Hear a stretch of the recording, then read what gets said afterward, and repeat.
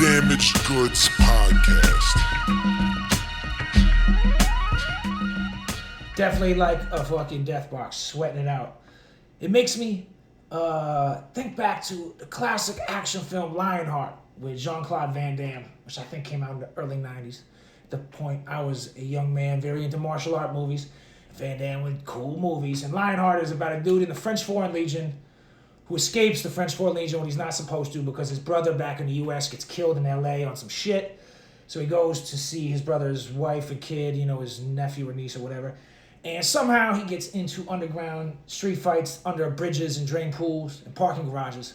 And he's just fighting with baggy shirt, baggy pants, the shirt tucked into the pants, doing splits, kicks, the whole Van Damme 9. Anyway, point of this fucking anecdote was, in the beginning, when he's still in the French Foreign Legion, in some desert area where it's hot, they punish him by putting him in what looks like an aluminum or tin small box to sweat it out. And that's how I feel in this room right now because I don't have any fucking fans, AC, windows are closed, all for the audio. I have all those amenities, but I'm not using them so you can hear me the best, although I'm sweating. If you're only listening, just listen for the beads of sweat trickling down, dude. Plus, my skin is red from just surfing and being at the beach all week and crisping up, dude. Crisping up. I feel like what do they call that? Nashville hot chicken? Like those spicy fried chicken sandwiches that are all red? Yes, my skin kind of looks like that. My fucking body feels like that. Anyways, segue. Not so slick. Maybe it is slick. Who the fuck knows? Here on Damaged Goods, generally when I have guests, or even alone, we're talking about the arts. My guests are all artists of different realms. And even when I do these solo ones, I kind of tie it into the arts. Some of the arts that we discuss here, or the guests I have, come from a realm which I've also dabbled in, some arts, some not, And I'm a fan of all different art, and the ones that I don't do or haven't done myself, I have a different appreciation for because I'm not invested in it. I'm not trying to make a career or trying to make money or even just expressing myself or whatever. I don't have any stake in it, even if it's for fun. So I like it, I admire it. Comedy. I like comedy. I like stand-up comedy. I'm definitely not a stand-up comedian or comic. I have no aspirations. Never have been. I'm not trying to be a comedy writer. I might be funny. I might be funny here on the podcast or the radio show. I might be funny in the books or the things that I write, but I'm not trying to be a comic. But I do much respect the craft, and I like it because when I hear comics and people talk about it, it's fun to listen to the inside scoop on art that I don't do myself. Like film shit. I like listening to directors and cinematographers talk. I don't do that shit. I don't even understand it, but I admire it. So it's fun because I'm not going to be thinking about what I already know about it or my experiences and chiming in my head like, well, flip that, inserting myself into something. I can just absorb it, from like a third party, if you will. Anyway, comedy. I guess I've thought about this for a long time, but it keeps popping up in my fucking face. The term hack or hacky is used in comedy. I guess it could apply to all arts. It's kind of when someone just does some, I don't know if you want to call it cheap or whatever, cheap maneuvers in the realm of that art to achieve success and what have you. But it's not really skilled. It's kind of easy. Like, it's predictable. I guess you could say it's predictable. Other people in that realm, other artists doing it might have thought about the same thing, but they've refrained from doing it because they don't respect it. They don't value it. They know it's a cheap way to get attention. It's a cheap way to do this and that. And it's definitely a way to garner success, way to garner success or attention or whatever. But a lot of people who feel tried and true to their craft, especially if they paid a lot of dues the old-fashioned way, they really don't respect it. But in comedy, you hear about it, hacky comics, people that do certain jokes like the traveling jokes or the, white people are like this, black people are like that, or, well, I just flew to the South, you guys are, something that's very predictable. Could be hacky, right? You hear that word probably more in comedy than in acting or fucking, the realm of culinary arts or music or whatever. I find political comedy to be extremely hacky. Political comedy, to me, is like a layup. It's easy. And let me just say this before I go on. It doesn't matter what the perspective, agenda, side, whatever of the comedian really doesn't bother me. It's the premise. Because going back to what I was saying earlier, it's cheap, it's easy, and it's predictable. My favorite shit about art is being surprised, seeing pictures and paintings you wouldn't expect, and it kind of very striking, or a movie with a very crazy end, a twist. Music that kind of catches you off guard. Anything like that. Something you didn't see coming. You're reading a book, and there's twists and turns, and you're very surprised and impressed and happy. Even if I don't like these twists or turns or whatever, I respect the non-predictability. That's definitely not the right word. I don't even know if that's a word. Anyway, comedy, political comedy, hacky. If you're doing political comedy and you're making jokes about, a certain, political group or president or whatever, generally you're placating to your audience's political standpoints and beliefs or outlooks or whatever. So regardless of what other jokes you have that aren't political, whether those jokes land or not, you got these kind of safety jokes, your go-tos. If you say this joke about this president, these fans are gonna chime in and be right there with you and think it's funny. And it's a safe way, in a guaranteed way, to get some laughs, to get some attention. I remember when I was an active musician myself and, doing shows and all that shit, especially hip hop shows, if you're trying to get crowd interaction, that participation, you can ask them to say something and maybe they will if they're liking your set, maybe they won't. But if you do the whole call and response thing, maybe you say fuck the police or smoking weed or whatever. Those are general things that most people at those kind of shows are down with, and you're gonna get the crowd on your side to cheer. It's kind of it's like a hacky, cheap way to get crowd attention and responses. And with political comedy, I feel like that's exactly what it is. And it doesn't matter what the political comedy is about. It doesn't matter what side they're on. And there's really only two, but there should be more than two sides. But it doesn't matter what their outlook is. I might actually agree with the majority of that comedy or those standpoints. But in the realm of comedy, I just find it fucking cheap. It's hacky. It's easy. I remember when George Bush W, the second one, was president for 8 years. Comedians were loving it because he was like an easy joke and everyone wanted to laugh. And he's an easy dude to make fun of, right? So you got all these comedians and comics doing, Bush shit. And I'm sure they all land because everyone feels that way and they're always seeing this dude on TV and the news and shit. So it's an easy way to do it. And then when Trump's president, obviously, he presents an easy, an easy target. He endlessly provides material. But I've never heard too much political comedy that I'm very impressed by. Now there's greats, everyone from Richard Pryor to Chappelle to Bill Burr to whoever, they might make political commentary. Generally, I find them to make more social commentary, which I find funny and stuff. But they might make some good observations that I dig and shit. But I'm talking about the very, just the easy, simple shit. I guess let's take, The Daily Show, right? It's a political, humorous news show. And I liked it when Jon Stewart was on. I didn't really watch it on the reg, but if other people had it on, yeah, sure. And even before him, it was the dude, fuck is his name? Kind of looks like a date rapist. And I think it's because he played kind of a sexual chauvinist in the movie Old School.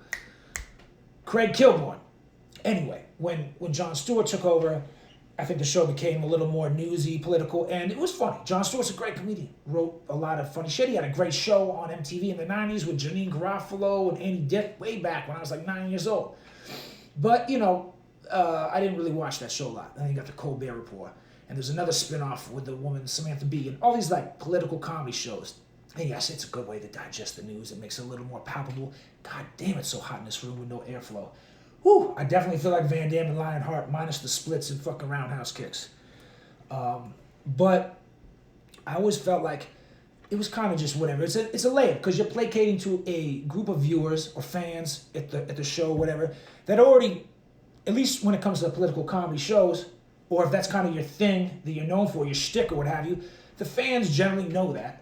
So you kind of know that. So you, as the comic, as the artist, you can kind of placate to them and play it safe and come out with those jokes, and you're going to get some laughs. You're going to get the crowd on your side.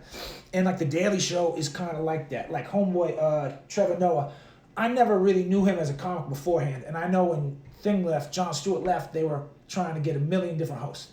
And a lot of more established or famous comedians were reached out to, but I think wisely they turned it down because if your career is really going, that kind of can pigeonhole you. And he also living in the shadows of Jon Stewart. He left some big shoes to fill. And so Trevor Noah maybe wasn't the super biggest known, but I'm not saying he's not funny, because I've heard other jokes that weren't political that were good, but the humor on there, it's like, they're all layups, dude. I feel like anybody can write those jokes. I mean, the jokes write themselves when these politicians go and do dumb shit. So I don't see as much creativity there, which I really respect creativity. And it's not surprising. It's fucking predictable. I know what's almost gonna happen. And it's just cheesy. It's cheap. And there's a bunch of those. And I don't know, that hackiness is so uninspiring. It's so bleh. I don't know. What other word besides bleh? And it got me thinking, I was like, is other art that utilizes politics as a basis or an inspiration, is it hacky too? Is there hacky political music, movies, whatever? I think, I was thinking about writing, because I write. Get my book Quicksand anywhere online, or mom and pop bookstores if you live in a place that has one. And my new book's coming out soon too. Anyway, enough fucking shameless plugs. Writing, political writing, is it hacky? And I think the reason why is that it's not as much as if you're gonna watch a comedian, right? Do you think there's any QAnon, Trump supporting Republicans watching The Daily Show? My guess is probably not, because they know what it is. And on the flip side of that, I don't really know what the conservative comedy news shows are. I'm sure they're out there, but I doubt some dude who swings from the nuts of MSNBC is watching that shit either.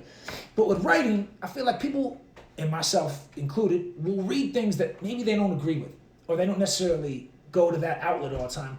But you read that shit because either you want to see if you can poke holes in their argument, to double check your argument, maybe you got to poke holes in yours, maybe you got to chin check yourself, or just to see what's out there, where these motherfuckers are coming from.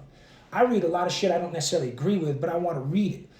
So I don't find political writing to be as hacky. It's not like cheap laughs. I think it probably takes a lot more tact and information. God damn, it is so hot. I might lose 5 pounds in here.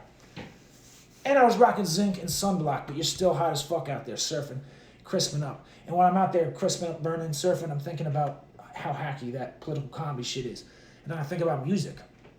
I used to like a lot of hip hop that had political themes, and even rock and reggae, and I know punk has a lot of political themes. Don't really fucking listen to punk, but anyway. And I was thinking back, is Immortal Technique, is Dead Prez hacky? Is there? And not really so much, but there might be some. I remember playing shows in Boston, and there was a group that sometimes would do moments of silence, and I get it, dude. Moments of silence are important if it's rest in peace for somebody, something like that. But you're also asking 400, 500, 600, 700 people, 1,000 people to be quiet at 11 at night in a venue that's got live music, and maybe these dudes are drinking, smoking, who knows what they're doing. It's gonna be hard to get them all to be quiet, and then to get mad at them for not being quiet, it's even tougher. But there's definitely some I posted a mean kind of clowning U2 the other day, and they're a great band to clown for kind of being a little pretentious, a little pompous, and hacky in that way. I don't know if it's hacky, but dude, Bono's a very hateable dude. A lot of people kind of don't like him, even though you might agree with his political sentiments or and I know they do good things for the world. I'm not knocking that, but that push it in your face shit, that pretentious shit. I mean, fucking South Park clowned the shit out of Bono, and I thought it was in a funny way. And I'm not really a big fan of U2. I just don't like that overproduced kind of stadium rock that doesn't have a genre or whatever. They got some joints from back in the day, but anyway, yeah, it's kind of hacky. Roger Waters, I love Pink Floyd. Probably my favorite band from that era. Jesus, that era ever. I mean, I've seen him live. I fucking love him, and I respect the shit out of Roger Waters, and I like that he says things and stands up. But does he get too preachy sometimes? I don't know. Maybe. I doubt he'd be a fun hang. Maybe the other guys in the band, because when they perform, when Gilmore and all them perform, Nick Mason and them, it's without Roger Waters. Roger Waters tours alone and has different backing musicians. And maybe he's a little too I don't know. Who the fuck knows? But it's a little hacky, and I just can't stand that hacky shit because it's just lazy, dude. Impress me with some unique observations. Something I didn't see coming. A joke that I couldn't write. If I'm not a fucking comedian, if I could predict your jokes or come up with one, that's not saying much, right? Because I don't do that. A comedian who I don't know, I see on stage, I got friends that are stand-ups and shit. They blow my mind because I don't know how to do that shit. Just like I don't know how to play bass or the drums. So when I see dudes doing that, I'm very impressed. Any art that I don't know how to do or haven't done, even if I'm not good at it, I'm more impressed by because it's a foreign element to me. But that hacky shit, It just makes me feel like, you know what, Jake the Snake? Maybe you could be a stand-up comic if you just did a bunch of Trump jokes. And I don't like them, man. But those jokes are fucking easy, dude. They write themselves. It's almost as if he was doing that shit to give you those fucking layup jokes. And I know SNL is very, very much in with political humor, but they always have been. That's kind of their thing. And they generally make fun of all politicians. So whatever, I don't knock them, but I do find their shit pretty fucking lame, predictable, uninspiring. I haven't watched that shit since Will Ferrell and them was on. That was like 20 some odd years ago. Also, it's on fucking TV. Can't swear. Can't be explicit. I'm an explicit dude. I like that shit. Sometimes I laugh at PG ass shit like School of Rock, Jack Black. Fucking love that movie. Makes me smile, makes my heart all warm and fuzzy, and I laugh. It's PG-13. There's some other shit like that. You know, Jim Gaffigan make me laugh. He's a fucking safe, clean comic, as they say. But that political shit, like, it's, people think it's edgy and like, oh my God, you said something. Because in some other countries, if you make a joke about a president, you go missing. You're gone. If you even think about making a joke about a president, you're gone and missing. So it's not that edgy here, you know? I mean, we've had presidents host SNL. Fucking Trump hosted SNL back before he was running for president. They loved him then, and then he, on the other side, and then like, they don't like him. Hypocrite-ass motherfuckers. You let that motherfucker in the goddamn door. But anyway, the hacky shit. It's uninspiring. It's just tired. It's tired. Shock me, man. Throw me off. Get me thinking. Challenge my brain. Or just surprise me with some fucking chuckles. If not, I'm gonna sweat away. I'm permeating my shirt. It's dripping hot. You can see the fucking sunburn on me. If you're listening, listen for the sunburn. My skin feels crispy and I rock mad zinc.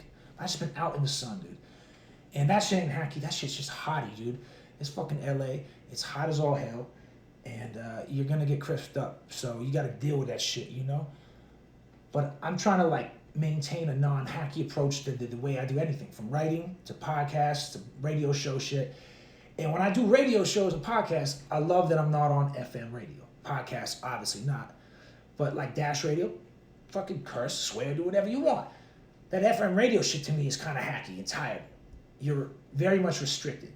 You have a limitation on everything. What you can do, what you can say, who you have on the show. You have to pretend like you like the artists you have on. Like, dude, a lot of fucking musicians that come on big, like, commercial FM radio stations, not always a big fan of. I'm sure there's some I'd be psyched to have on. But if I had to fake the funk and be like, so, like, how'd you first get into whatever? Or like, you know, coming up, we got 2 tickets to blah, blah, blah show at the Forum. Like, if I had to fucking do that every day, I'd fucking kill myself. It sounds soul-sucking. And it's kind of hacky to me. You're putting on that radio voice, unless you're on like a hip-hop station, and you're still putting on another form, like, you know, whatever, dude. It's just, everybody sounds the same, even if their voice is different. Their whole approach, their presentation, and that's just kind of hacky to me. That's why I like having my freedom to be myself and create as originally as I can. I really respect originality, even if I don't love the output. You know, if it's not the best shit, even if it's something I did I'm not psyched on, at least I know it's original. Or as original as you get. I know nothing's new under the sun. I get it. But you put your own spin on that shit, man. You know what I'm saying? Or your own flavor to it. And just try not to sound like the next man and the next man after that. Or the next person. Or whatever the fuck.